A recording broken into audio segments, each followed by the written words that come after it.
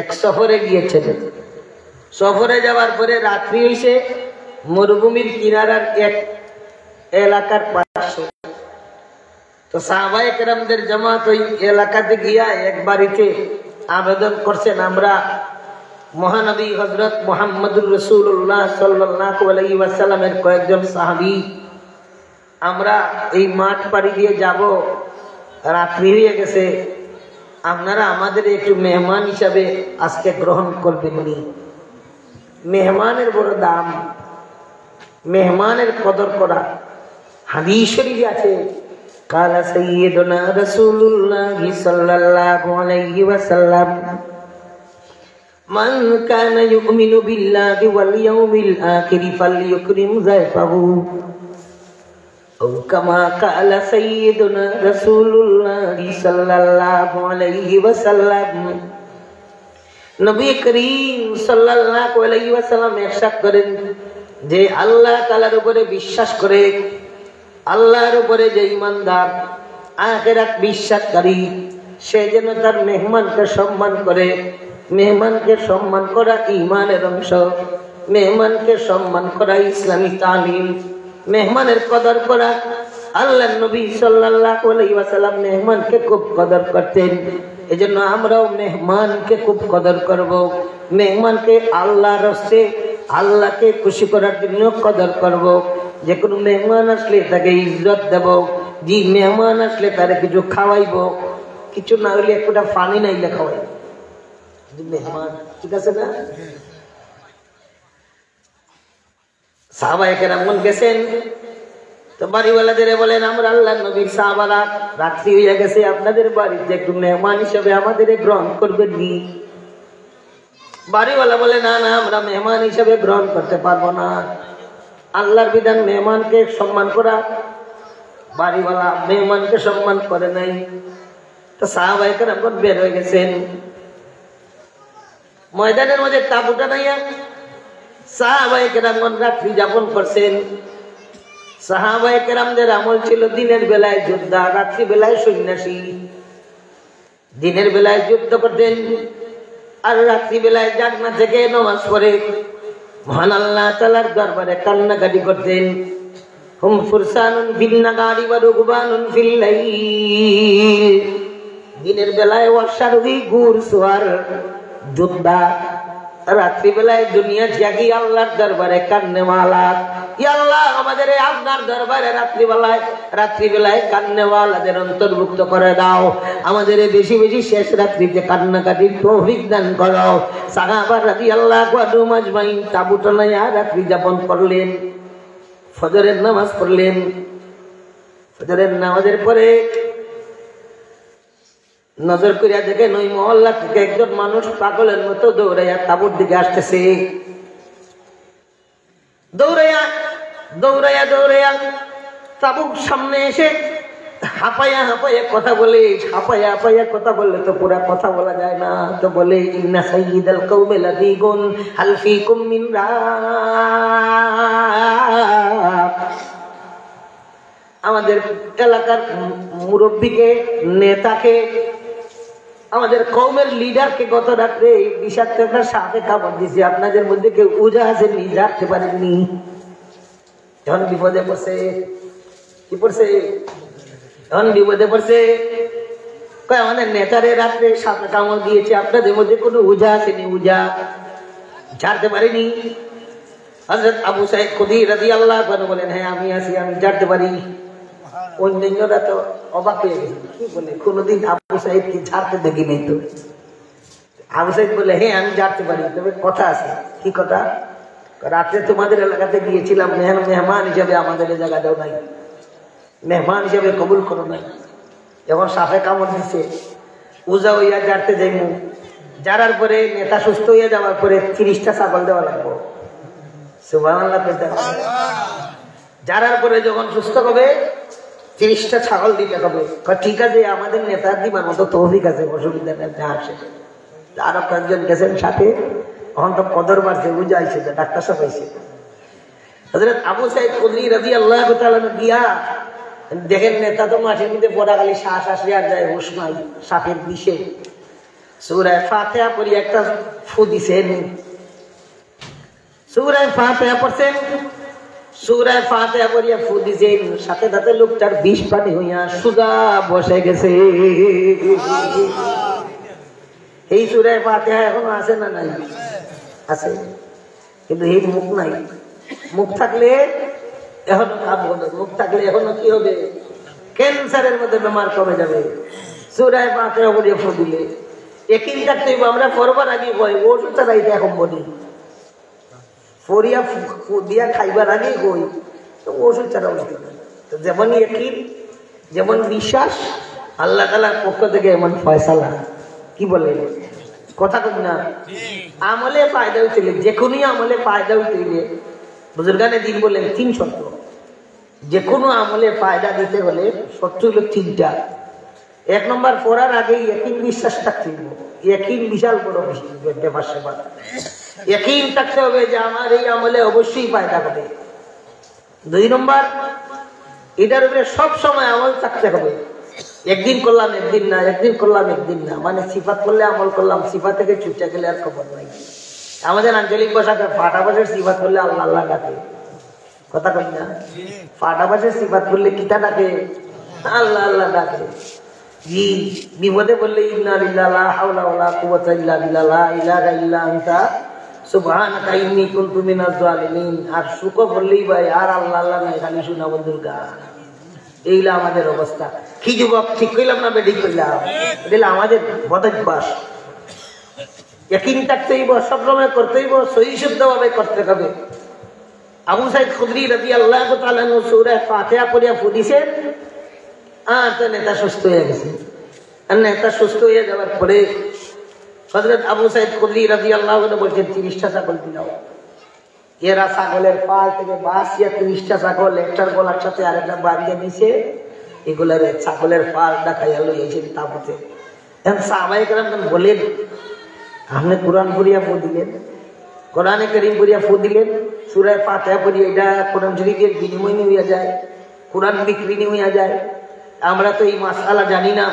ছাগলের পাল যেমনি আছে এমনি থাকবে। আমরা মদিনাতুল মুনাওয়ারায় যাব, যাওয়ার পরে নবী করিম সাল্লাল্লাহু আলাইহি সাল্লামের ফয়সালা শুনবো। আল্লাহর নবী যা বলবেন আমরা তা করব। পুরা সফর শেষ করলেন। পুরা সফর শেষ করিয়া আর এরপরে হযরত রাসূল করিম সাল্লাল্লাহু আলাইহি ওয়াসাল্লামের খেদমতে গেলেন। খেদমতে যাওয়ার পরে আল্লাহর নবী সাল্লাল্লাহু আলাইহি সাল্লামকে পুরা ঘটনা শোনাইলেন। পুরা ঘটনা শোনানোর পরে নবী করিম সাল্লাল্লাহু আলাইহি সাল্লাম ফরমান, এটা বরকতি মাল, এটা বরকতি মাল, এটা কোরআন বিক্রি নয়, এটা বরকতি মাল। সবাই বন্টন করিয়া নেও, আমারও 1 অংশ দিও। সবাই বন্টন করে নেও, আমারও 1 অংশ দিও। মুহতারাম হাজরিন, সূরা ফাতিহার নাম সূরাতুশ শিফা, সূরা ফাতিহার নাম সূরাতুদ দুআ, সূরা ফাতিহার 1 নাম সূরাতুস সালাহ। সূরাতুস সালাহ এই নামাজ, এই সূরা দিয়া নামাজ পড়া হয়। এই জন্য সূরার নাম সূরাতুস সালাহ। সূরার নাম সালাহ মানে নামাজ। সম্মানিত হাজরিন, হাদিস শরীফের মধ্যে আছে, হাদিসে কুদসিতে আল্লাহ তাআলার বাণী নবী করিম সাল্লাল্লাহু আলাইহি সাল্লাম জানায় দেন। মহান আল্লাহ তাআলা বলেন, কাসামতুস সালাতা ফীমা বাইনি ওয়া বাইনা আবদি নিসফাইনি। সূরা সালাত বা সূরা ফাতিহাকে আমি আমার মধ্যে আর আমার বান্দার মধ্যে 2 ভাগে ভাগ করে দিয়েছি। অর্ধেক আল্লাহ তাআলার শানে আর অর্ধেক বান্দা বান্দির জন্য। বান্দা যখন বলে আলহামদুলিল্লাহি রাব্বিল আলামিন, এর অর্থ হলো সকল প্রশংসা সারা জাহানের লালন পালনকারী আল্লাহ তাআলার জন্য। সকল প্রশংসা কার? কথা বলেন না, সকল প্রশংসা কার? এজন্য মুখ দিয়া শুকরিয়া আদায়ের সর্বোত্তম বাক্য হইল আলহামদুলিল্লাহ বলা। যে কোনো কাম শেষ করার পরে আলহামদুলিল্লাহ বললেই বাস শুকরিয়া আদায় হইয়া যায়। শুকরিয়া আদায় করলে আল্লাহ তাআলা খুশি হন। যে নিয়ামত পাইয়া আপনি শুকরিয়া আদায় করলেন, আলহামদুলিল্লাহ বলার পরে আল্লাহ তাআলা খুশি হইয়া এই নিয়ামত আরো বাড়াইয়া দিবেন। দান পাইলেন, টাকা পাইলেন, ছেলে পাইলেন, মেয়ে পাইলেন, বাড়িঘর পাইলেন, সুস্থতা পাইলেন, মেয়ের বিয়া হইল, ছেলের বিয়া হইল, ছেলে চাকরি পাইল, কত কিছু পাইলেন। এক একটা পাইয়েই বললাম আলহামদুলিল্লাহ। প্রশংসা কার? বলেন না, প্রশংসা কার? প্রশংসা করবে আল্লাহ তাআলার। পবিত্র কোরআনুল কারীমে মহান আল্লাহ তাআলা জানায় দেন, লা ইন শাকারতুম লা আযীদান্নাকুম ওয়া লা ইন কাফারতুম ইন্না আযাবী লাশাদীদ। ও বান্দারে, ও বান্দিরে, আমার নিয়ামত পাইয়া যদি তোমরা নিয়ামতের শুকরিয়া আদায় করো, আলহামদুলিল্লাহ বলো, আমি আল্লাহ তোমাদের জন্য নিয়ামত বাড়ায় দেব। নিয়ামত পাইয়া যদি না শুকরি করো, উল্টা পাল্টা করো, আমি আল্লাহর দরবারে প্রশংসা না করো, বেটাগিরি দেখাও, আমার আযাব বড় ভয়ানক। সেই ভয়ানক আযাবে তোমাকে পাকড়াও করবে। সম্মানিত হাজিরিন, খানা খাইলাম, পেটটা বললো, এটা চিন্তা করার দরকার। কত মানুষ আছে পেটে হয়ে গেছে সমস্যা, লিভারে ক্যান্সার, খানি ভিতরে যায় না, এমন বেমারি মানুষ আসেনি? উত্তর দেন না, আছে। অনেক মানুষ আছে জিহ্বাতে সমস্যা, খাইতে পারে না। অনেক মানুষ আছে মানে খাওয়া তার জন্য বেমারের কারণে বন্ধ হয়ে গেছে। এত সুন্দর নিয়ামত, এত ভালো নিয়ামত আল্লাহ খাবার জন্য দিলেন, অনেকে খাইতে পারলো না, আমি খাইতে পারলাম। সে পারে নাই, আমি পারলাম। আমারে খাবার তৌফিক যে দিয়েছেন সেই জাতের নাম জুড়ে বলি আল্লাহ। খাওয়া শেষ, শুকরিয়া আদায় করবো আলহামদুলিল্লাহ। আলহামদুলিল্লাহ কইলি আল্লাহ তাআলা খুশি। যারে বন্ধা তোরে আরো খাওয়াইব, তোরে আরো। খানার সময় বিনয়ী হওয়া, বইয়া বইয়া খানা খাওয়া। কিছু মানুষ আছে হাঁটিয়ে যা খায়, এটা আদবের খেলাফ। খানা শেষ করি আলহামদুলিল্লাহ বলা। পরীক্ষায় আমাদের পাস করেছেন, ভালো রেজাল্ট পাইয়ে কি বলার দরকার বলুন তো? আলহামদুলিল্লাহ বলার দরকার। আমাদের ছেলেমেয়েরা স্কুলে গিয়া একটা আরেকটারে দরিয়া এমনি বিচিহ্ন দেখায়, ভাই আমি 1 নম্বর হয়েছি, ইটা কিতা বা জুমটা লাগাই লগে লাগিয়া নাচতে নাচতে কাপড় তুলিয়া যার বিষয় খবরই নেই। হ্যাঁ, নাচে ফেলায় সময় আমরা এটা করতাম নাই। বিনয়ী মুখ, রেজাল্ট ভালো পাইছি আলহামদুলিল্লাহ। আলহামদুলিল্লাহ বললে আল্লাহ তাআলা খুশি হন। বিয়ার আয়োজন লাগলো, শুকরিয়া কার?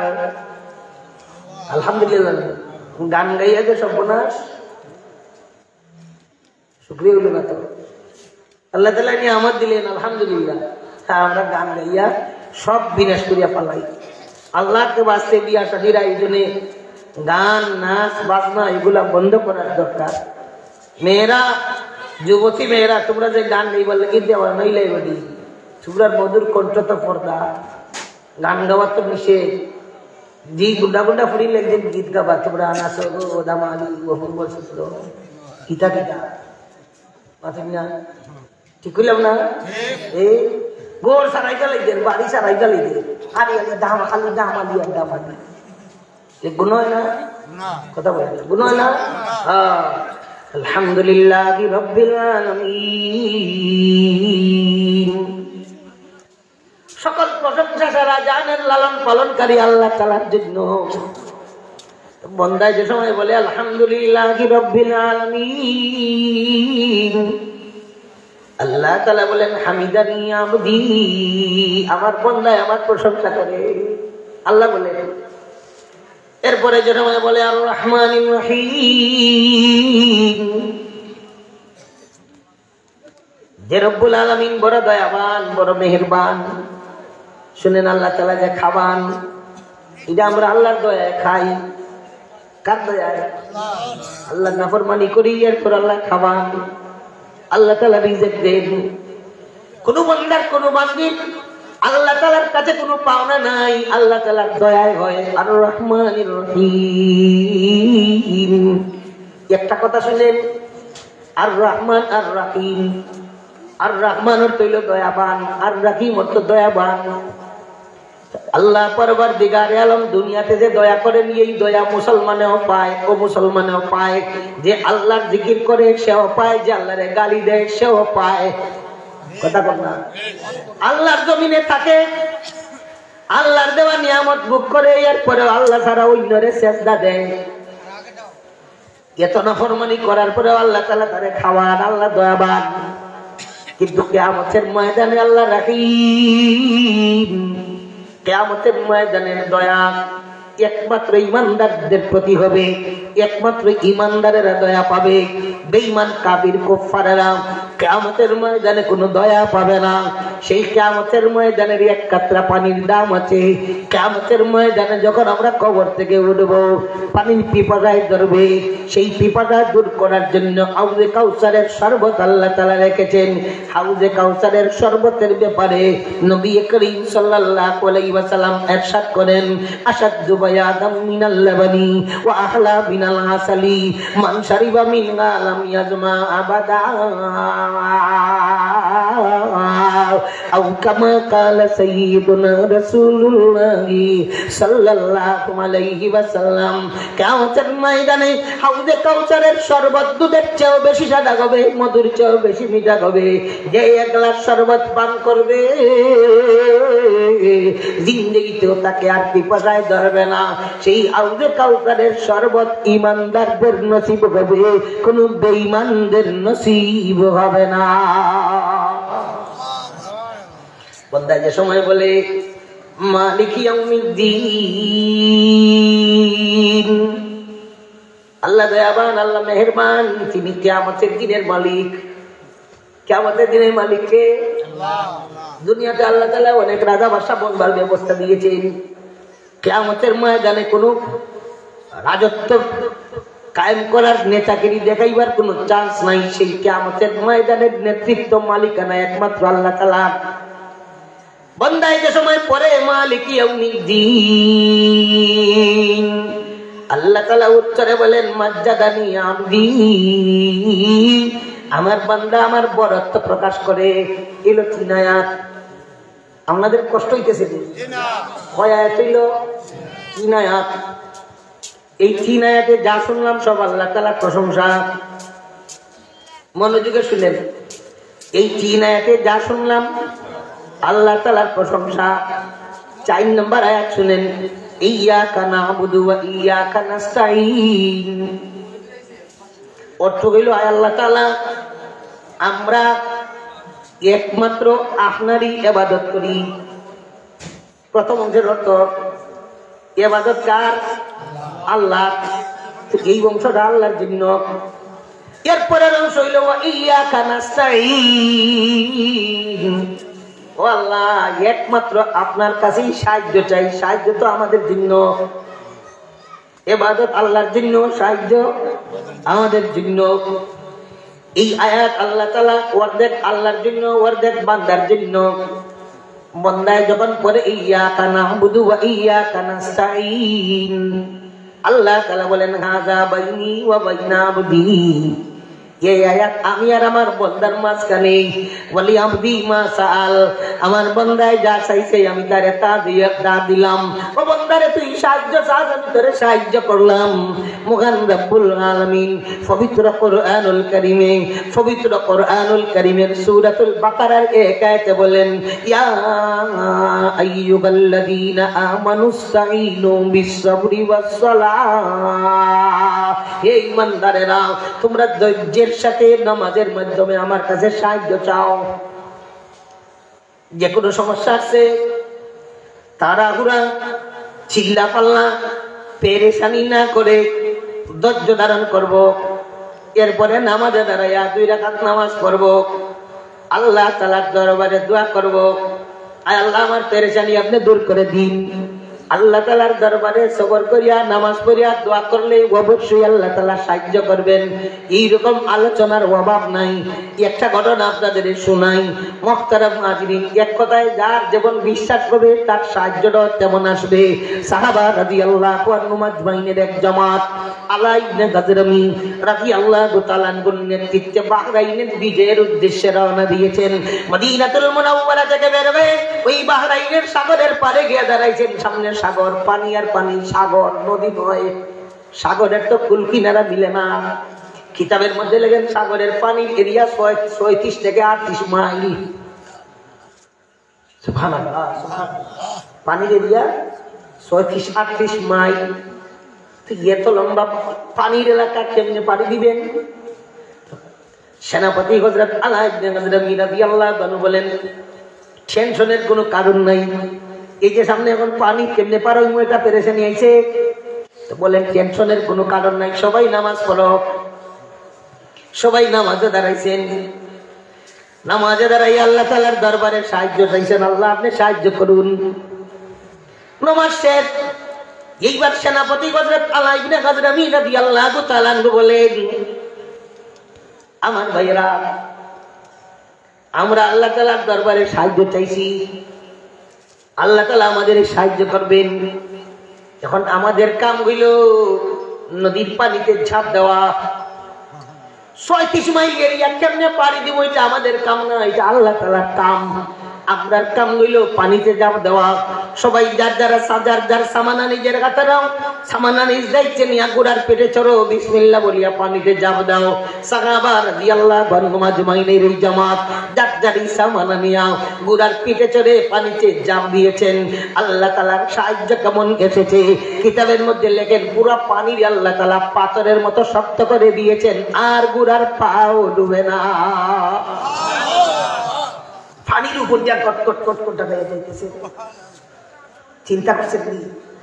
ওই পার থেকে ৩৬ মাইলের মধ্যে বেশ জায়গা পানি দেওয়ার পরে তো ওই পারের কাফের কুফারেরা দেখে এরা কি জাত দলের মানুষ রে, এরা মানুষ নিয়ে দেওয়া পানির উপর দিয়া ঘুরে চালাইয়া, কি ব্যাপার? ওই পার থেকে এরা কয় এরা মানুষ না, এরা দেওয়া মদন। তারিকুল ইসলামে আছে এরা দেওদানবের দল আইতেছে, এটা মানুষের দল নয়, আগের থেকেই রেডি। আও ভাই রাজ্য তোমরা রে দিলাম, আর যেমনি কই ভাই আমরা এমনি শুনি। নামাজ পড়ি, আল্লাহ তাআলার কাছে সাহায্য চাওয়া। আল্লাহ তাআলার দরবারে সাহায্য চাইলে ঠিকই আল্লাহ তাআলা সাহায্য করেন। নামাজের মাধ্যমে সমাধান করি। এজন্য আমি একটা পরামর্শ আপনাদের দেই, আপনারা খেয়াল রাখবেন। প্রথমে আমি আমার জন্য দিলাম, পরে আপনাদের জন্য, এরপরে বাইরের মা বোনদের জন্য। ডেইলি 2 রাকাত নামাজ পড়ব নফল। সকল সমস্যার সমাধানের উদ্দেশ্যে ডেইলি একবার 2 রাকাত নামাজ পড়ব। এই নামাজের নাম হইল হাজতের নামাজ। নামাজের কথা কইলেই আমাদের মুসলমান সমাজের, আমাদের মুসলমান ভাই বোনেরা, মা বাবারা বলে যে হুজুর নিয়ত কেমনে করব?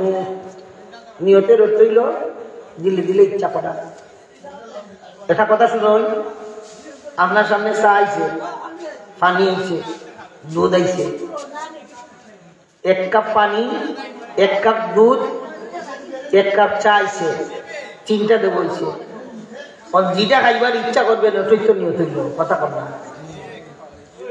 ও বাবা, বল আমার কথাটা একটু উত্তর দেন না।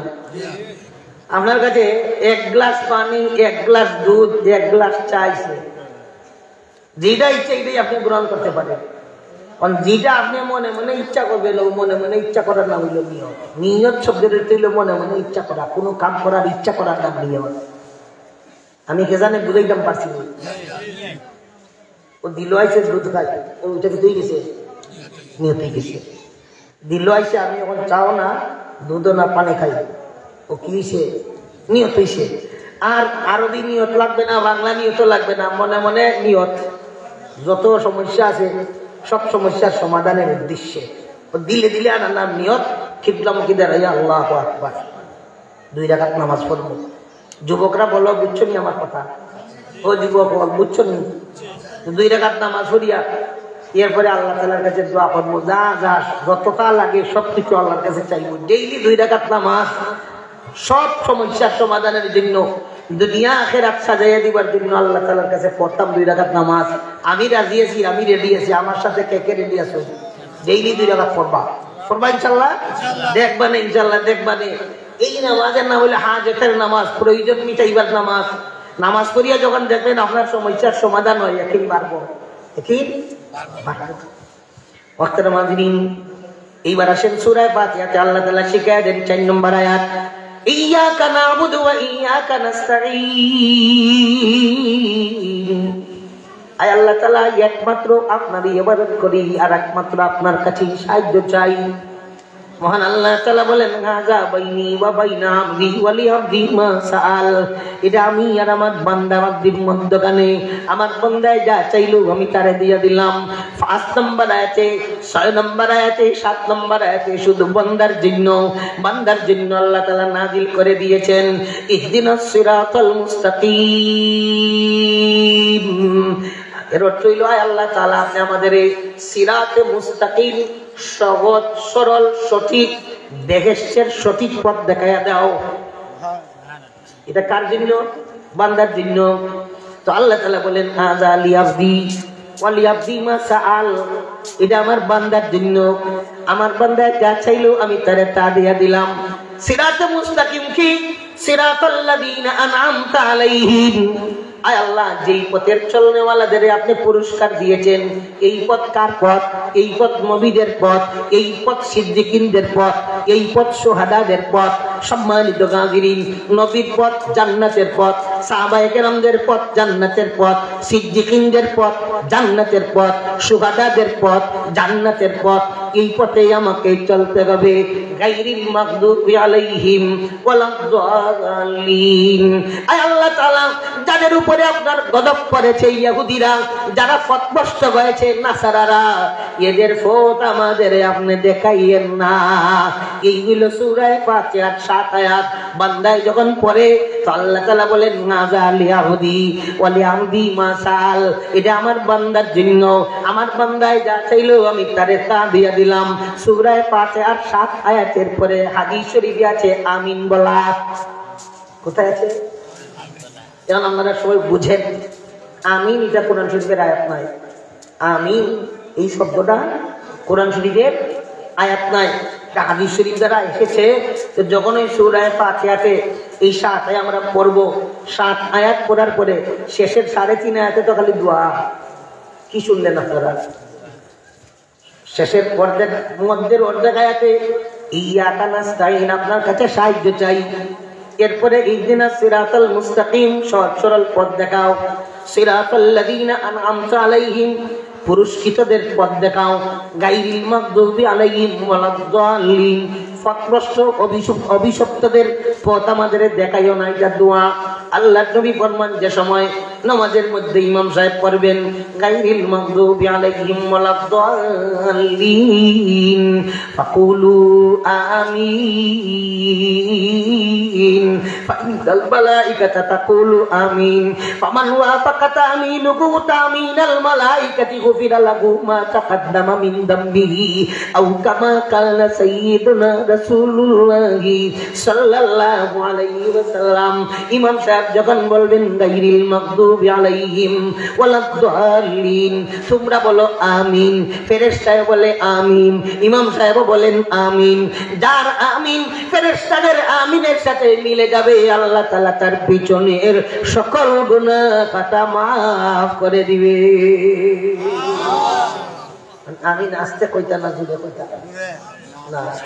মাসলা আপনারা কইতা না, আমি আপনি খালি প্রশ্ন করলাম। আমিন আস্তে বলবেন না জুড়ে বলবেন?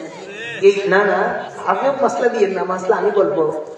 আমি আগে প্রশ্নটা বুঝাই, আমিন আস্তে বলবো না জুড়ে বলবো, এটা হলো প্রশ্ন। সমাধান আমরা দিয়েন না, সমাধান আমরা দিমু। যেটা ফেকার কিতাব থেকে পড়িয়েছি এটা আমরা দিমু। আমিন আস্তে হইতো না জুড়ে হইতো, আগে প্রশ্ন বুঝেন। মাযহাব হইল 4টা। মাযহাব কয়টা? 4টা। একজনে না কত মানুষে কতদিন জিজ্ঞাসা করে, ওই যে শরীয়তে একটা কোরআন, একটা হাদিস, একটা মাযহাব লেগে 4টা। এটা বুঝেন নাই। মাযহাব 4টা, এর অর্থ হইল শরীয়ত পালনের পথ 4টা। মাযহাব 4টা। ইসলামের প্রথম জমানায় মাযহাব বহু বেশি ছিল। 400 হিজরির পরে মক্কাতুল মুকাররমায় সকল হক্কানি উলামায়ে কেরামগণ বসে ফয়সালা করেছেন যে কোরআন হাদিস শরীফ থেকে গবেষণা করে মাসআলা মাসাইল যারা যারা লিখেছেন তাদের বলা হয় ইমাম। তাদের বলা হয় কি? ইমাম। ওই সময় উলামায়ে কেরামগণ একমত পোষণ করেছেন, ঐক্যমত হয়েছেন যে এই 4 জনের গবেষণা হইল হক।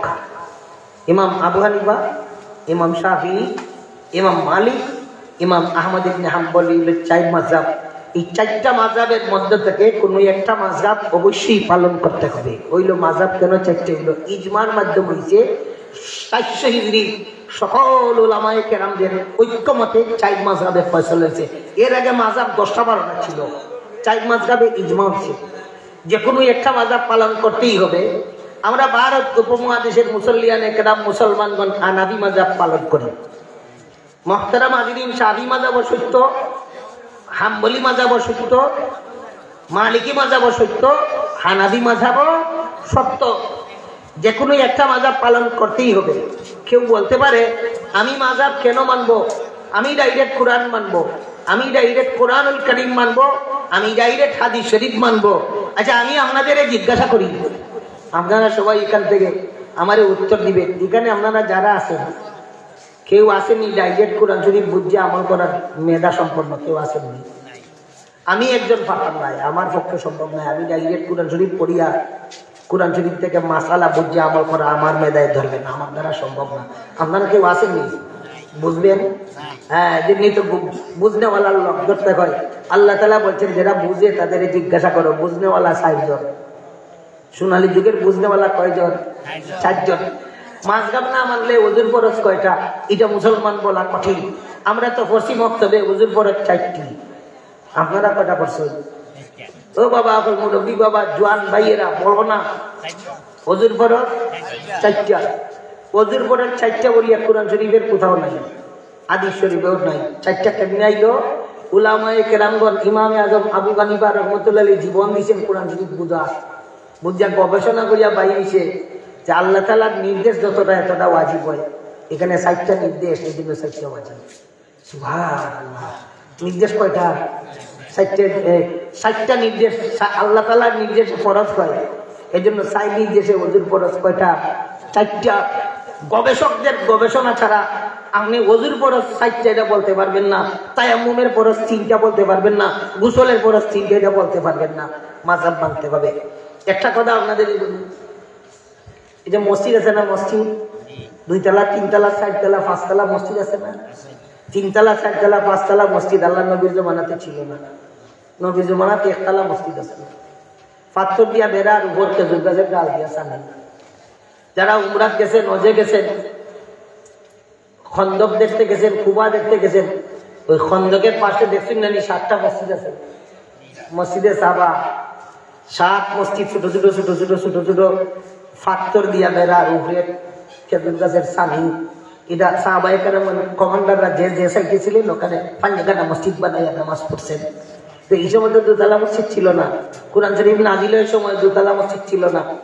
নবীজি থাকা অবস্থায় 2 তলা মসজিদ ছিল না। এখন যে 3 তলা মসজিদ হয়েছে, কোরআন শরীফের কোন আয়াত আছে 3 তলা মসজিদ নামাজ হইব? কোরআন শরীফের নাই তো, হাদিস শরীফের নাই। তাইলে আর কেমনে হইব? ফুকাহায়ে কেরামগণ গবেষণা করিয়া বাইর করছেন। কি বাইর করছেন দেখেন। ফুকাহায়ে কেরামগণ গবেষণা করে বলছেন মাটির মধ্যে যে নামাজ হয়, যে মসজিদ, এই মসজিদ মাটির মধ্যে মসজিদ হইলে এই 60 কোণার 7 তবক নিচ পর্যন্ত মসজিদ, আসমান পর্যন্ত মসজিদ। বুঝছেন নি? এখন মসজিদের বিল্ডিং উঠতে উঠতে যদি 100 তলা হয় তো এটা মসজিদ। এটাতে কি হবে? নামাজ হবে। তো যারা বলে আমরা মাযহাব ছাড়া ডাইরেক্ট কোরআন মানবো, হাদিস মানবো, আপনি মাযহাব ছাড়া বলিয়া দেন ওযুর ফরজ কয়টা, মাযহাব ছাড়া বলিয়া দেন গোসলের ফরজ কয়টা, তায়াম্মুমের ফরজ কয়টা, 3 তলা মসজিদের 3 নম্বর তলায় নামাজ হবে কিনা বলেন তো? বলতে পারবেন না। এইভাবে হাজার হাজার মাসলা আছে, মাযহাব না মানলে উত্তর দেওয়া যাবে না। বুঝাইতে পারছি না? আর একটা চমৎকার মাসলা আপনাদের শুনে আপনাদের ভালো লাগবে। ভালো লাগতেছে না? ভালো লাগতেছে। ওই যে ঈদ আইলো, ঈদুল আজহা। ঈদুল আজহা আসার সময় কুরবানি যার উপরে ওয়াজিব সে তো কুরবানি দিতেইব। কথা কথা, যার উপরে কুরবানি ওয়াজিব সে কি দিতেইব? কুরবানি দেওয়ার আগ পর্যন্ত তার উপরে ওয়াজিবই থাকবো। আরেকজনের উপরে কুরবানি ওয়াজিব নাই।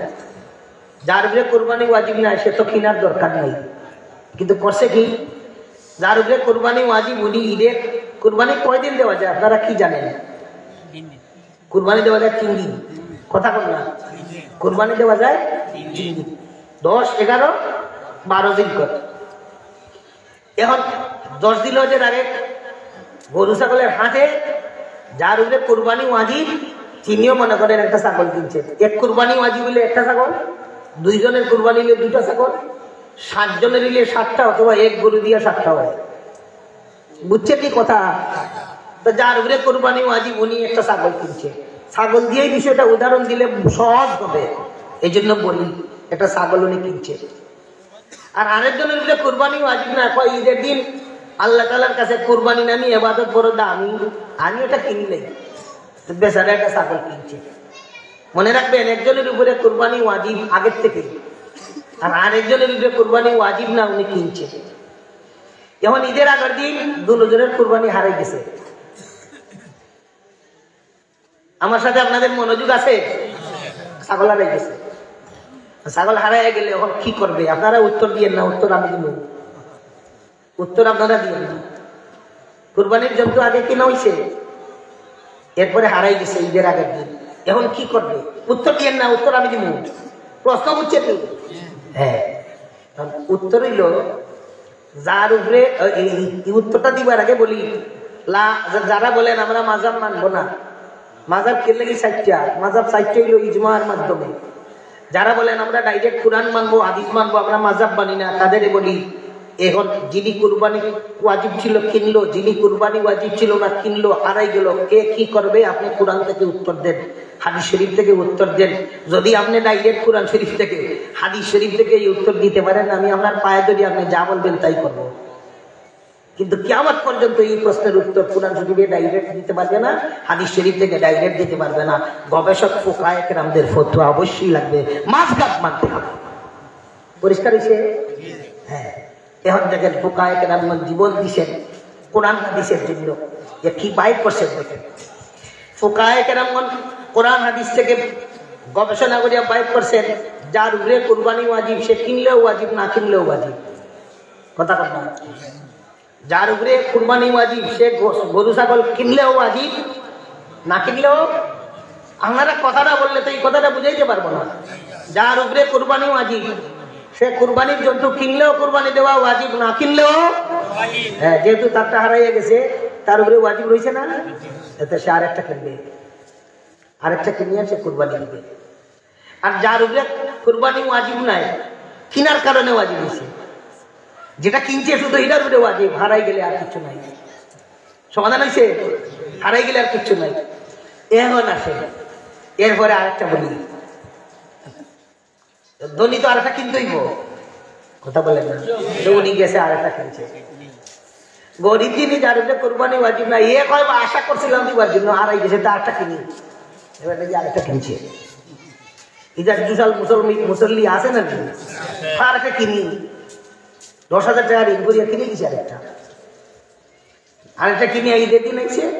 এখন দেখা যায় আগর হারানো দুইটা পাওয়া গেছে, ওইসে দিন অহন গীতা পাঠ। আপনারা উত্তর দিবেন না, উত্তর আমি দিব। আপনারা উত্তর দিবেন না, উত্তর আমি দিব। উলামায়ে কেরাম দিবেন, ফতোয়া থেকে উত্তর দিব। এখন ধনী রইল দুইটা, যার উপরে ওয়াজিব ছিল তার হইল কুরবানি দুইটা, কিনলো একটা, পাওয়া গেল একটা। আর যার উপরে কুরবানি ওয়াজিব ছিল না তারও তো হইছে কয়টা, কিনলো একটা, আর হারানোটা পাইলো একটা, হইলো কয়টা? হ্যাঁ, ওহন বলেন কি করবে? হ্যাঁ, এই প্রশ্নের উত্তর যারা বলে আমরা মাযহাব মানি না, আপনারা কোরআন শরীফ থেকে উত্তর দেন। কান ধরিয়া উঠবো আর বইমু, যদি কোরআন শরীফ থেকে ডাইরেক্ট উত্তর দিতে পারে, হাদিস শরীফ থেকে ডাইরেক্ট উত্তর দিতে পারে, তওবা করবো সবার সামনে, আর বলবো সারা জীবন আপনারা যা বলবেন তাই মানবো। আর যদি কোরআন শরীফ থেকে হাদিস শরীফ থেকে উত্তর দিতে পারেন না, আপনারা কানেও ধরতে হবে না, হ্যাঁ, কিচ্ছুই বলতে হবে না, শুধু এই কথাটাই বলবেন, যা করছি ভুল করছি আর করবো না, মানুষকে আর বিভ্রান্ত করবো না, আমরা মাযহাব মানবো, এটাই চাই। সম্মানিত হাজিরিন, এখন সমাধান দিই। যার উপরে কুরবানি ওয়াজিব, কিনলেও ওয়াজিব, না কিনলেও ওয়াজিব, বুঝছেন না? ওনার উপরে কুরবানি ছিল ওয়াজিব একটা, উনি কিনছে কয়টা? এই দুইটার মধ্যে যেটা সবচেয়ে ভালো একটা কুরবানি দিব। দুইটার মধ্যে যেটা সবচেয়ে ভালো, কিনবার সময় সমান দামে কিনতেই, একটু বেশ দামে কেনার দরকার, কম দামে কিনতে পারবে না। যদি সমান সমান দাম হয় যে কোনো একটা কুরবানি দিবে, অথবা একটা যদি সরস হয়, যেটা সরস হবে ওইটা কুরবানি দিবে, আর বাকিটা এটা অন্য কাজে ব্যবহার করতে পারবে, বিক্রিও করতে পারবে। পরিষ্কার হয়েছে? ধনী যার উপরে কুরবানি ওয়াজিব ছিল তার, কারণ তার তো কিনার কারণে ওয়াজিব হইছে না, কিনলেও ওয়াজিব, না কিনলেও একটা দিলেই ওয়াজিব আদায় হয়, আর একটা তার মাল হয়। আর যিনি গরিব প্রথমটা কেনার কারণে প্রথমটার উপরে ওয়াজিব হয়েছিল, দ্বিতীয়টা কেনার কারণে দ্বিতীয়টার উপরে ওয়াজিব হয়েছে, দুইটা পাওয়ার পরে দুটোই কুরবানি দিতে হবে। কথা পরিষ্কার হয়েছে?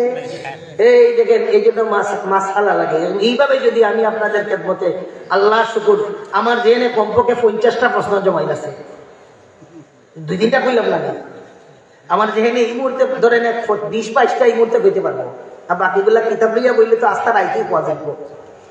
এখন আপনাদের এই একই লইছে নি যে শরীয়ত পালন করতে হলে অবশ্যই মাযহাব মানা লাগবে। কথা বলেন না? ইসলামী বিধান পালন করতে হলে অবশ্যই কি লাগবে? এই জোয়ানরা বলো না, স্কুলের যুবকরা লামাজাবিরা পাইলে তো আপনাদের ব্রেইন ওয়াশ করবো, যেটা ডাক করিয়া একই পয়দা করিয়া নিতে হবে। ইসলামী বিধান পালন করতে হলে অবশ্যই মাযহাব মানা লাগবে। কথা মাযহাব মানা ছাড়া ইসলামের বিধান 100% মানতে পারবো না, মানা সম্ভব না। আসুন এইবার আসুন, গায়রিল মাগদুবি আলাইহিম ওয়ালাদ-দাল্লিন, এরপরে আমিন বলবো। হানাফি মাযহাবের পথ হইল আমিন আস্তে বলা, শাফি মাযহাব হাম্বলি মাযহাবের পথ হইল আমিন জোরে বলা। তখন আপনি যে মাযহাব পালন করবেন সেই মাযহাব অনুযায়ী আপনি আমিন বলবেন। আমরা হানাফি মাযহাব পালন করি, আমরা আমিন বলি আস্তে, আমিন বলি আস্তে। আর হাম্বলি মাযহাব শাফি মাযহাব এরা আমিন জুলে বলবে তাদের মাযহাব অনুযায়ী। আমাদের বাংলাদেশে কিছু মানুষ বাইরিছে, এরা করে কি নমাজে গিয়ে আমিন জুড়ে বলে, এদের আমিন জুড়ে বলে এরা শাফি মাযহাবেও না, এরা হাম্বলি মাযহাবে না, এরা হানাফি মাযহাবের চিৎকারি করি আমিন জুড়ে বলে। এই জন্য তামাশা করি আমিন বলে। এদের আমিন কোনো লাইনে না, তামাশা মস্কারি করিয়া বলে আল্লাহর দরবারে জবাবদিহি করতে হবে যদি তওবা করে না। সম্মানিত হাজিরিন, আমরা আমিন আস্তে আস্তে বলবো, ঠিক আছে? মক্কা শরীফ গেলে দেখবেন এরা অধিকাংশ মানুষ হাম্বলি মাযহাবের, সৌদি আরবের মানুষ হাম্বলি মাযহাব পালন করে, এরা জুড়ে বলবে আমিন। এরা যে জুড়ে আমিন বলে এরা এশকের সাথে বলে। আর আমাদের দেশে লামাজাবিরা যে আমিন বলে সিরাইয়া আমিন হয়, আমিন। হানাফি মাযহাবের ঠেস দিয়ে আমিন কয়, তোমরা জুড়ে কই যাই না, আমরা কইমু আমিন। বুঝছেন না? তারা এই আমিন হলো তামাশা করি আমিন বলা। সম্মানিত হাজিরিন, এই হলো সূরা ফাতিহার এক নাম সূরাতুস সালাত, সূরা ফাতিহার আরেক নাম সূরাতুদ দুআ। এই সূরাতে মহান রব্বুল আলামিন দোয়া শিক্ষা দিয়েছে। মুমিনের সবচেয়ে বড় হাতিয়ার হলো আল্লাহ তাআলার দরবারে দোয়া করা। হাদিস শরীফের মধ্যে আছে দোয়ায় তাকদীর পরিবর্তন হইয়া যায়, তাকদীরের ফয়সালা পর্যন্ত দোয়ায় পরিবর্তন হইয়া যায়। মহান রব্বুল আলামিন পবিত্র কোরআনুল কারীমে ফরমান, ওয়াকাল রাব্বুকুম উদউনি আস্তাজিব লাকুম ইন্নাল্লাযীনা ইস্তাকবিরুনা আন ইবাদাতি সায়াদখুলুনা জাহান্নামা দাখিরিন। মহান রব্বুল আলামিন ফরমান, ও বান্দারে, ও বান্দিরে, তোমরা আমার কাছে দোয়া করো, মানে মাঙ্গো, চাও, সবকিছু আল্লাহর কাছে চাইবো। কাপড় নাই, ভাত নাই, পানি নাই, এমনকি হাদিস শরীফে আছে জুতার বেল্ট নাই, এর জন্য আল্লাহ তাআলার কাছে চাইব। জুতার বেল্ট নাই, জুতা নাই, কোনোদিন কইছিলেন আল্লাহ আমার জুতা দাও, এটা কইলে উড়তে দিয়ে আসবো, আমরা বলবো এরা আসবো, মা আল্লাহ কাছে আল্লাহ জুতা দাও।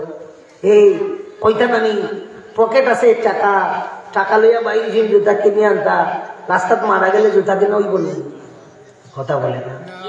আচ্ছা, পয়সা লইয়া গেছে, পকেট মারবে, টাকা লইয়া গেলে কি জুতা কিনে হইব? এই জন্য আল্লাহ তাআলা দরবারে বলতে হইব, আল্লাহ বিসমিল্লাহ তাওয়াক্কালতু আলাল্লাহ, আল্লাহ বাজার করে দিয়ে দাও, আমি তৌফিক দিই। তো আল্লাহ তৌফিক দিলে আপনার টাকা থাকবো, সুস্থ থাকবেন, বাজার করবেন। জুতার ফিতাও লাগলে আল্লাহ তাআলার কাছে চাওয়া। তো আল্লাহ তাআলার কাছে চাওয়ার আদব আছে, এই আদবটা আল্লাহ তাআলা সূরা ফাতিহা শিক্ষা দিয়েছে। আল্লাহ তাআলার কাছে কেমনে চাইব? সম্মানিত হাজিরিন, একটা কথা বুঝছেন, পবিত্র কোরআনুল কারীমে এবং হাদিস শরীফে আল্লাহ তাআলা যত বিধান দিয়েছেন, এই বিধানগুলো দুনিয়ার নিয়মের সাথে মিলিয়ে দিয়েছেন। মানুষের নিয়মের সাথে যেটা বুঝে এইভাবে আল্লাহ তাআলা দিয়েছেন। মানুষের বুঝে ধরে না এমন বিধান আল্লাহ তাআলা দেন নাই। আচ্ছা, দুনিয়ার নিয়ম বলুন তো, বড় কারো কাছে কোনো কাজের জন্য গেলে হইল এই কাজের কথা শোনানি হয় না, গিয়া পয়লা কিছু কুশালাপ প্রশালাপ কিছু প্রশংসা করা হয়। সব ভালো আছেন আলহামদুলিল্লাহ। আপনার যে আপনার খুব ভালো মানুষ ইত্যাদি ইত্যাদি কইয়ে হইয়া এসে সাহাবা ইসলাম আমার ওনাটা দস্তখত লাগে দস্তখত দিয়ে দিয়ে কুশল বিনিময় না গিয়ে দিবি আমি এসে আপনার কাছে দিলেই মারে দিব দিবে না। এই দুনিয়ার নিয়মের সাথে দিলে আল্লাহ তালা দিচ্ছেন সবচেয়ে বড় আল্লাহ তালা। আল্লাহ তালা নিজের প্রশংসা নিজে করেন, আল্লাহ প্রশংসা করলে আল্লাহ ভালো লাগে। তো আল্লাহ সুবহানাহু ওয়া তাআলার দরবারে দোয়া করার একটা আদব আছে। কি আদব? আল্লাহ তাআলা শিক্ষা দিয়েছেন আলহামদুলিল্লাহি রাব্বিল আলামিন। সবকিছুর আগে আল্লাহ তাআলার প্রশংসা, সবকিছুর শেষে আল্লাহ তাআলার প্রশংসা। ও মুমিন মুসলমান, আল্লাহ তাআলার দরবারে দোয়া করার আদব হাদিস শরীফে আছে, ফিকহের কিতাবে আছে। দোয়া করার সময় ওই যে দোয়ার কিছু আদব, একটা আদব হইল ওযুর সাথে দোয়া করা। কিসের সাথে? ওযু করে দোয়া করা। শীতের দিন যদি হয় আর খালি দোয়া হয় আর ওযু থাকে না, মাটির থেকে এমন করে দিবা তত একটা হইল মাতেন না, এটা একটা হইল। তো 2 নম্বর পবিত্রতা। এরপরে ওই যে 2 হাত সিনা পর্যন্ত উঠত, সম্ভব হইলে কিবলামুখী বসাইত, সম্ভব হইলে। তবে আনুষ্ঠানিকভাবে যদি দোয়া করা হয়, যেমন আমরা এখানে বৈশ্বিক দোয়া হয়, যিনি আলোচনা করেন উনি একটু দোয়া করেন, আমরা শূন্যওয়ালারাও অংশগ্রহণ করি। এই সময় দোয়া করেনওয়ালা যারা শরীর তাদের মুখামুখি বসবেন, এটা আদব। সিনা পর্যন্ত হাত উঠবে, সিনা পর্যন্ত হাত উঠার পরে হাত উঠাইয়া সর্বপ্রথম আল্লাহ তাআলার প্রশংসা করবেন। আল্লাহ তাআলার প্রশংসার সর্বোত্তম শব্দ হইল আলহামদুলিল্লাহি রাব্বিল আলামিন। বলেন না, সর্বোত্তম পন্থ হইল কি বলা? এই জন্য হাত উঠেই বলবো আলহামদুলিল্লাহি রাব্বিল আলামিন। কথা পরিষ্কার হইছে? এরপরে দুরূদ শরীফ পড়া। এরপরে দুরূদ শরীফ অর্থ কি? দুরূদ শরীফের হাকিকত বুঝেন। দুরূদ এটা উর্দু শব্দ, ফার্সিতেও দুরূদ ব্যবহৃত হয়। আমরা বাংলা ভাষায় দুরূদ শরীফ বুঝি। দুরূদ শরীফ মৌলিকভাবে এটা উর্দু, ফার্সি, উর্দু এবং বাংলা ভাষায় দুরূদ বুঝি। দুরূদের অর্থ হইল মহান আল্লাহ তাআলার দরবারে দোয়া করা, এই মর্মে যে আয় আল্লাহ আপনি আপনার হাবিবের উপরে রহমত নাজিল করেন। বুঝাইতে পারছি না? দুরূদ শরীফের অর্থ হইল আল্লাহ তাআলার দরবারে বলা, আয় আল্লাহ আপনার হাবিব হযরত মুহাম্মদ সাল্লাল্লাহু আলাইহি ওয়াসাল্লামের উপরে, ওনার পরিবার পরিজন এবং সাহাবায়ে কেরামদের উপরে আপনি রহমত নাজিল করেন। আল্লাহ নবী বুঝিন তোমরা যে সময় রহমতের দোয়া করবাই, আমার উপরে দুরূদ শরীফ পড়বাই, তখন আমার পরিবার আমার সাহাবাদের উপরে দুরূদ পড়াইবাই। ওইটা দোয়া করার নাম হইল দুরূদ শরীফ পড়া। এই দোয়া, এই দুরূদ শরীফের বিভিন্ন শব্দ আছে, বাক্য আছে। সর্বোত্তম দুরূদ শরীফ হইল নামাজের দুরূদ শরীফ। এছাড়া আরো আছে ছোট্ট দুরূদ শরীফ আছে সাল্লাল্লাহু আলাইহি ওয়াসাল্লাম। নিয়ত করবেন, ইয়া আল্লাহ আপনার হাবিব, আপনার হাবিবের পরিবার পরিজন এবং সাহাবায়ে কেরামদের উপরে আপনি রহমত নাজিল করুন। এটা একটা দোয়া না? নেই কথা বলেন না? দুরূদ শরীফ হইল এটা দোয়া। এখন ফতোয়া শামির মধ্যে লেখেন যে বন্দায় যে সময় আল্লাহ তাআলার দরবারে দুরূদ শরীফ পড়ে, তার মানে বলে ইয়া আল্লাহ আপনার হাবিবের উপরে আপনার রহমত নাজিল করুন। মুখ যদি তার নাপাক হয় তবু আল্লাহ তাআলা এটা কবুল করিয়া হাবিবের উপরে রহমত নাজিল করেন। পরিষ্কার হয়েছে কথা? দোয়ার শেষে আবার আল্লাহ তাআলার প্রশংসা হবে আর আবার দুরূদ শরীফ হবে। সর্বপ্রথম আল্লাহ তাআলার প্রশংসা হইল আর দুরূদ শরীফ পড়ে হইল আল্লাহ কবুল করলেন। সর্বশেষে আল্লাহর প্রশংসা হইল, দুরূদ শরীফ পড়ে হইল, এটা আল্লাহ কবুল করলেন। যে দোয়ার প্রথম আর শেষ কবুল করবেন, মাঝখান আল্লাহ ফেরত দিবেন নি। কথা বলেন না? এই জন্য ফতোয়া শামিতে লেখেন যে দোয়া শুরুতে দুরূদ শরীফ হয় এবং শেষে দুরূদ শরীফ হয়, এই দোয়ার আউয়াল আখের মাঝখান সব আল্লাহর কাছে কবুল হইয়া যায়। দোয়া যদি আপনি কবুল করাইতে চান, সর্বপ্রথম ওই হাত উঠাইয়া বলবেন আলহামদুলিল্লাহি রাব্বিল আলামিন। এরপরে আপনি দুরূদ শরীফ পড়েন।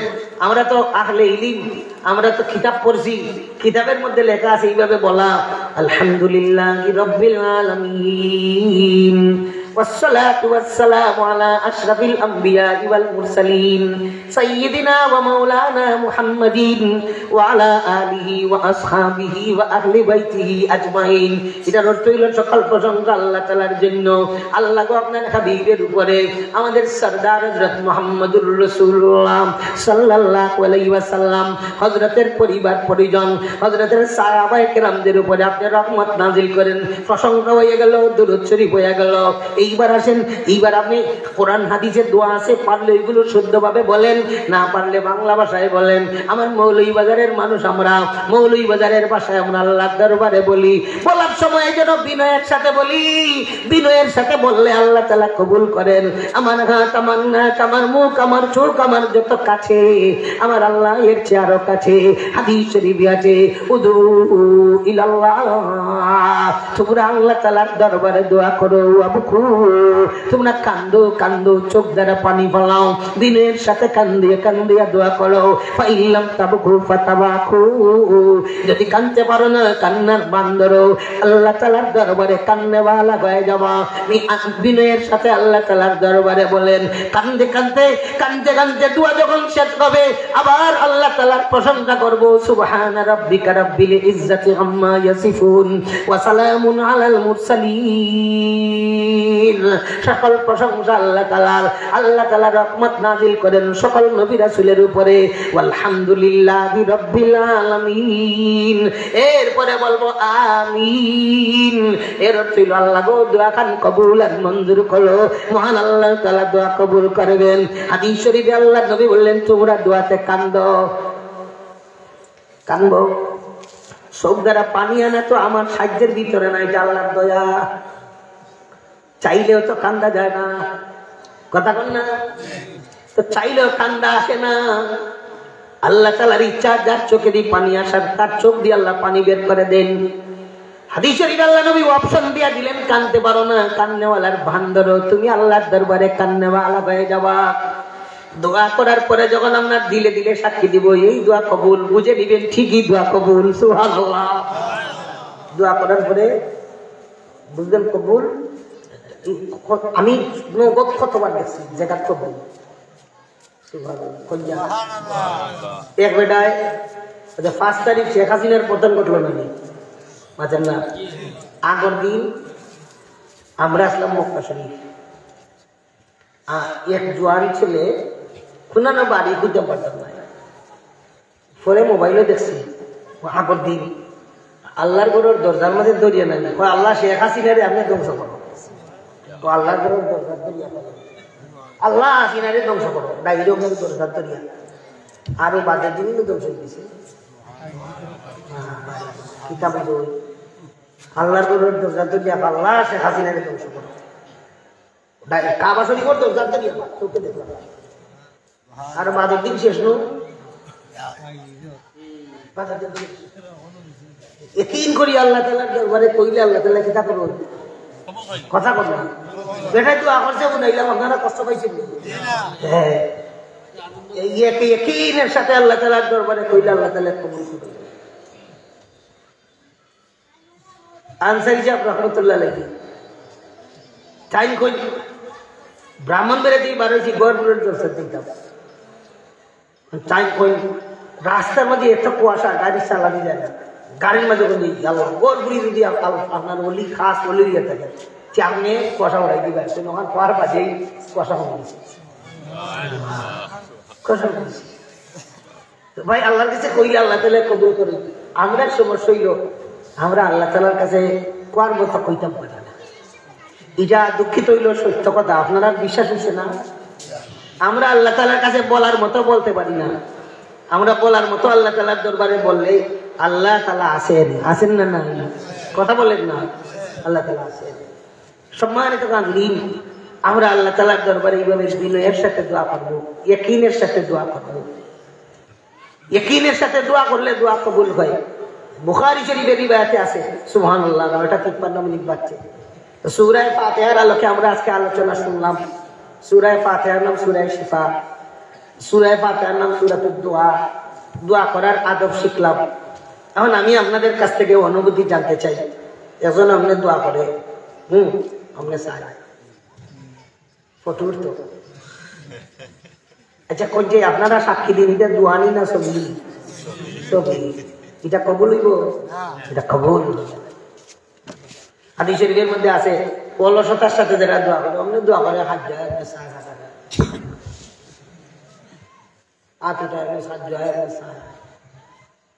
ওখানে দোয়ারা দো এটা বোঝাইতে চাই বা আমি এমপি সাহেব আমি আর অতদিন হইয়া কিতা করতাম এমপি গুরুস্থানে গেলে যে স্যার কইব কই দিব তোমার এমপিগিরি, কই দিব মন্ত্রীগিরি। আল্লাহ তাআলার দরবারে আমরা সবাই নাদান, সবাই গোলাম, সবাই মুখাপেক্ষী, সবাই দুর্বল। কথা জুড়ে বলেন ঠিক না বেঠি? নাই ওই আল্লাহ তাআলার কাছে চাইতাম, আল্লাহর কাছে। ভাই টেকা আছে পয়সা আছে কোনোদিন এই কথাটা মনে করবো না আমার তো টেকা আছে আমি সব করে দিয়েছি, আল্লাহর ভিতরে রাখতাম। ঠিক আছে না? আপনার আমার দায়িত্ব তো ছোটটা, আল্লাহর হাতে বড়টা। ধান রুয়াইছে না হয় গাছ বড় হইছে, গাছ বাচ্চেন, সার দিয়েছেন, পানি লাগাইছেন, এই প্রকার কাম। ফুলবার করিয়া ভিতরে ঢুকাইয়া দুধরে চাউল বানাইয়া আস্থা দিয়া আপনার ঘর পর্যন্ত পৌঁছাইয়া দিবার মালিক তো আল্লাহ। এখন বলেন তো বড়টা আল্লাহ রাখে মানে ছোট কাম না আমরা রাখে? দুইটা ঠেকা আছে এই জন্য আমি মনে করি আমি করবো। হ্যাঁ ডাক্তার সাহেব কইছিল হ্যাঁ অপারেশন করে কি গো আল্লাহ শিফা না দিলে একই টেবিলে দুইজনের অপারেশন হইলো, একজন সুস্থ হইয়া গেল আর একজন অপারেশনের টেবিলে লাশ হইয়া বাড়িল। একই রোগ, একই রোগ, একই টেবিলে দুজন বইল অপারেশনে, একজন সুস্থ হইয়া গেল আর আরেকজন লাশ হইয়া গেল। আপনার টেকায় কি ভালো হয়েছিল? ভালো করে দিবার মালিককে। হ্যাঁ এই জন্য আমরা বিনয়ের সাথে আল্লাহ তাআলার দরবারে সবকিছু বলবো, দোয়া করবো। পারবো ইনশাআল্লাহ। আল্লাহ আমাদের তৌফিক দান করেন। শেষ কথা হইল যেখানে যাই সেখানেই বলি, আজকে আপনাদের বলি ভাই ও বুজুর্গ, আমরা নবীর সুন্নত খান আঁকড়াইয়া ধরি। নবীর সুন্নত ছাড়া ভাই কি আমার তো দিন নবীর বড় কেমনি হাজিরা দেন লোক ইকিদা তাল গাছ মার্কার মেশিন করিয়া ভোট দেয় আম গাছ। তাল গাছের প্রার্থী বাদে জুতা মারবো না আমার খাইলে আমার স্লোগান দিলে আর তুই সহ তোর বাড়ির লক্ষ্য নিয়ে আম গাছও ভোট দেবাইকে তোরে উষ্টাই দিবি কইবনি না কইতো না মাতেন না বলে না খাসা খাই দিব খাসা রান গিয়া না খাসা। গাইলাম নবীজির কথা, বললাম নবীজির কথা, চললাম আমি রোনাল্ডো না, চললাম আমি মেসির মতো। এটা কিনলেই এইটা হতে পারে ভাই নবীর সুন্নত পছন্দ লাগে না, আমার ইমানের মধ্যে দুর্বলতা আছে। ও ভাই মাথার মধ্যে ওখানে টুপি দিব, টুপি দেওয়ার নবীর সুন্নত। সবাই পকেটে একটা টুপি রাখবো, এটা নবীর সুন্নত। মরলে বোঝা যাইব বেটাই আমি মুসলমান। মুসলমানের কিছু পরিচয় আছে না?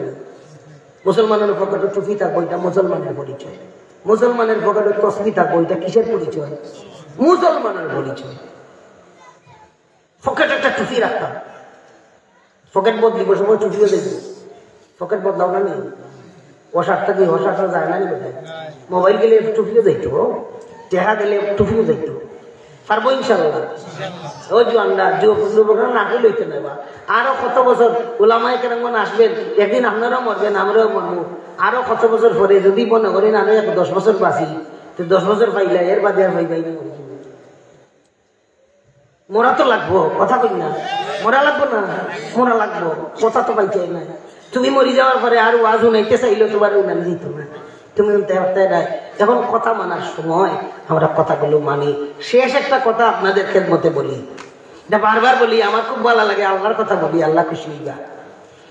মুরগর দোকান থেকে মুরগ কিনে আনার সময় বিসমিল্লাহ বলাইয়া জবাই করাইবেন, বুঝছো না? যিনি জবাই করবে তিনি মুসলমান হতে হবে। ফুস মারার আগে বিসমিল্লাহ বলতে হবে। যদি ইচ্ছা করিয়া বিসমিল্লাহ ছেড়ে দেয় এটা খাওয়া হারাম। কথা পরিষ্কার হইছে? মাথা নাই, জোয়ানরা মাথা নাই। এই যুবকরা স্কুলের ছেলেরা কত ফ্রেশ এদের মাথা, এরা খুব ভালো ওয়াজ বুঝে। আপনারা মুরব্বী বাবা হলে যত আমি বই এরার ওয়াজ বুঝে কিন্তু আপনার তাই বেশি। আপনারা রাগ করিনি আল্লাহ রাস্তে, এরা ভালো বুঝে। কিন্তু মেয়েটা তো ফটফটা মেয়েটা নাই, ভালো বুঝে। বিসমিল্লার সাথে জবাই করে আনতে বেটা গুয়া খাইয়া খাইয়া ফুস মারে। বিসমিল্লাহ কইছে দিদি মুখলে ঠান দিও, বিসমিল্লাহ কইছে বিসমিল্লাহ কইছে, এটা খাওয়া হারাম। খেয়াল করবা ঘরের মধ্যে ছবি যেন থাকে না, যে ঘরে প্রাণীর ছবি থাকবে সেই ঘরে রহমতের ফেরেশতা আসবে না। তখন আপনি নারকেল তেল কিনে আনবা দেখবা মেয়েদের ছবি, আর কি কি নিয়ে আনছেন এটাতে ছবি, ছবিটার মাঝখানো কলম দিয়া কাটবা, এটা ব্ল্যাক টিপ লাগাবে, উদাম থাকলে রহমতের ফেরেশতা আসবে না। পত্রিকা পড়ল, পত্রিকার ছবি আছে না, সোরা শেষ করিয়া 1 পৃষ্ঠার ছবি নাই, ওটা উল্টাইয়া গড়িয়া থাকবে, ছবি থাকতো না। শেষ বয়ান আপনাদের খেদমত হইল, ইদানিং একটা মহা বিপদ শুরু হয়েছে, মহা নাফরমানি শুরু হয়েছে। সেটা হইল সারা বাংলা থেকে একতালে শুরু হয়েছে। নাফরমানি হইল ওই যে মা বইলেরা চুল আশ্রয়া চুল বাটার ভিতরে পড়িয়া থাকে, ফেরিওয়ালারা এটা কিনে নেয়। আপনারা জানেন না, আতান যদি দেয় না, হ্যাঁ ফেরিওয়ালা বাংলা মোবাইল দিও, বাংলা মোবাইল চুল দিলে মাল দিব। তো বাংলা মোবাইল দিয়া মাল নেওয়া যায়, কিন্তু চুল দিয়া মাল নেওয়া না যায়। চুল দেওয়া যায় নয়, আপনি চুল দিবেন না, চুল বিক্রি করবেন না, মাগনাও দিবেন না। মাগনা দিলে সে তো বিক্রি করবে। ওই দিন এক ফেরিওয়ালাকে আমি কই ভাই তুমি যে চুল দাও কত বেচো? কয় 1 কেজি 5,000-6,000 টাকা বেশি। 1 কেজি চুল নিয়ে দিতে পারলে 5-6,000 টাকা বিক্রি করে।